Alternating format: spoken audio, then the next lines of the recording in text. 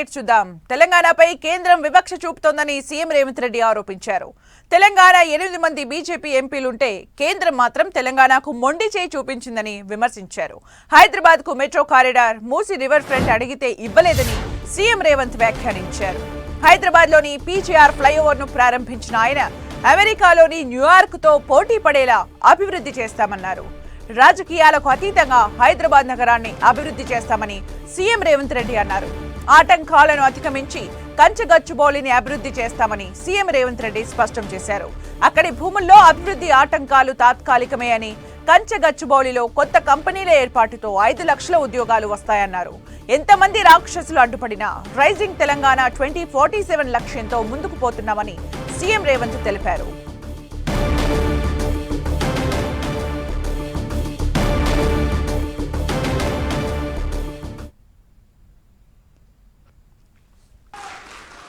ఎప్పుడైనా ఏ రాత్రి అయినా ఏ పగలైనా పేదవాడికి కష్టం వచ్చిందంటే పలికే నాయకుడుగా, పిలిస్తే పలికే నాయకుడుగా పి జనార్దన్ రెడ్డి గారు ఎనలేని సేవలను అందించారు. వారు జంట నగరాలకే కాదు, ఆనాడు ఉమ్మడి ఆంధ్రప్రదేశ్లో కార్మిక నాయకుడుగా అటు విశాఖపట్నం కావచ్చు, విజయనగరం కావచ్చు, తిరుపతి కావచ్చు, లేదా కర్నూలు ప్రాంతంలో ఉండే కార్మికుల కోసము, జంట నగరాలలో ఉండే కార్మికుల కోసం నిరంతరం వారు శ్రమ చేస్తూ పేదవాళ్ళకు అండగా నిలబడి వారు ఒక గొప్ప పేరు, కీర్తిని సంపాదించి పెట్టిండ్రు. లేదా వేదిక మీద ఉన్న చాలామంది కార్పొరేటర్లు ఈ నగర అభివృద్ధిలో భాగస్వాములం అవుతాం, మీకు అండగా నిలబడతాం, మీరు చేసే ప్రయత్నానికి మేము సంపూర్ణంగా సహకరిస్తామని చెప్పి ఈరోజు ఈ ప్రజాప్రతినిధులందరూ కూడా ముందుకు వచ్చి ప్రభుత్వం చేసే అభివృద్ధి కార్యక్రమాల్లో భాగస్వాములు అవ్వడమే కాదు, వాళ్ళ అనుభవాలను, వాళ్ళ సూచనలను ఈరోజు ప్రభుత్వానికి అందిస్తున్నారు. వాళ్ళందరూ అభివృద్ధిలో భాగస్వాములు కావాలి. ఈ నగరం ఒక గొప్ప నగరంగా అభివృద్ధి చెందాలి. ఈ నగరం బెంగళూరుతోనో, ఢిల్లీతోనో, ముంబైతోనో, చెన్నైతోనో పోటీ కాదు. ఈ నగరం న్యూయార్క్తోనో, టోక్యోతోనో, జపాన్తోనో పోటీ పడాలి. సింగపూర్ అంత గొప్పగా ఎదగాలి అని వీళ్ళందరూ ముందుకొచ్చి ఈనాడు ఈ ప్రభుత్వానికి అండగా నిలబడి ముందుకు వెళ్తున్నారు. ఎప్పుడైనా మంచి పనులు చేసేటప్పుడు ఇవాళ వీళ్ళే కాదు, 2002-03లో ఎవరికో ప్రైవేటు వ్యక్తులకు కేటాయిస్తే 2024లో సుప్రీంకోర్టు వరకు వెళ్ళి కొట్లాడి 20 సంవత్సరాల పోరాటం తర్వాత ఆ భూమిని వెనక్కి రాష్ట్ర ప్రభుత్వానికి తీసుకొచ్చినాం. ఈరోజు ఎవరో కొందరు అవాంతరాలు, అడ్డంకులు కల్పించినంత మాత్రాన ప్రభుత్వం వెనక్కి తగ్గదు.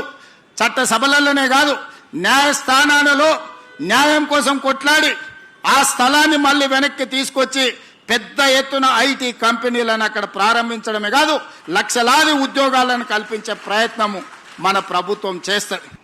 నేను విమర్శ చేస్తలేను, ఒక్కసారి గుండె మీద చేయబెట్టుకొని ఆలోచన చేయాలి. మెదక్ ఎంపీ మీరే, చేవెళ్ళ ఎంపీ మీరే, సికింద్రాబాద్ ఎంపీ మీరే, మల్కాజ్గిరి ఎంపీ మీరే, నిజామాబాద్ ఎంపీ మీరే, కరీంనగర్ ఎంపీ మీరే, ఆదిలాబాద్ ఎంపీ మీరే. తెలంగాణలో సగం ఎంపీలను మీకే ఈ ప్రజలు ఇచ్చిండ్రు. మరి తెలంగాణ ప్రజలు మీకు 8 మంది ఎమ్మెల్యేలను, 8 మంది ఎంపీలను ఇచ్చిండ్రు. మోడీ నుంచి మీరు తెచ్చింది ఒక్కటి చూపించండి. నికరంగా మోడీ గారి నుంచి మేము ఇది తెచ్చినామని కిషన్ రెడ్డి గారు మీరు ఒక్క మాట చెప్పండి, గుండెల మీద చేసుకొని. ఆనాడు పీజేఆర్ గారు నాయకత్వం వహించిన ఖైరతాబాద్ 7 అసెంబ్లీలు అయి 7 మందిని ఎమ్మెల్యేలు చేసింది. ఈరోజు మా మిత్రుడు అరికపూడి గాంధీ నాయకత్వం వహించే షేర్లింగంపల్లి కనీసం 4 అసెంబ్లీలు అవుతుంది 29ల. నియోజకవర్గాల పునర్విభజన జరగబోతుంది. నియోజకవర్గాల పునర్విభజన 2029లో జరగబోతుంది. 2009లో ఏ విధంగా అయితే 6-7 మంది కొత్త ఎమ్మెల్యేలను అందించడానికి ఖైరతాబాద్ ఉపయోగపడ్డదో, రేపు ఈ షేర్లింగంపల్లి నియోజకవర్గం కూడా ఈరోజు మిత్రుడు అరికపూడి గాంధీ చేస్తున్న అభివృద్ధి మళ్ళా 4-5 ఎమ్మెల్యేలను కొత్తలను తయారు చేయడానికి ఉపయోగపడుతుంది. తప్పకుండా ఈ ప్రాంతాన్ని అభివృద్ధి చేస్తాం. ఆనాడు అన్ని సీట్లను అరికపూడి గాంధీ గెలిపించే బాధ్యత ఆయనదే. నాగార్జున గారు కన్వెన్షన్ విషయంలో ప్రభుత్వం తొలగించింది.